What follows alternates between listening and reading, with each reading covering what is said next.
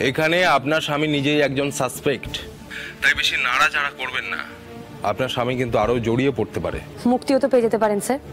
Sir আমার একটা request আছে, আর আপনাকে সেই রিকোয়েস্টটা রাখতে হবে। আচ্ছা, রিকোয়েস্টটা তো আগে শুনি। স্যার প্রীতমের বডির ময়নাতদন্ত হয়ে গেছে আমি জানি, কিন্তু আমি একবার বডিটা দেখতে চাই। কেন বলুন তো? দেখুন, আমি শুনেছি আপনি এরকম গোয়েন্দাগিরি অনেক করেন আনঅফিসিয়ালি।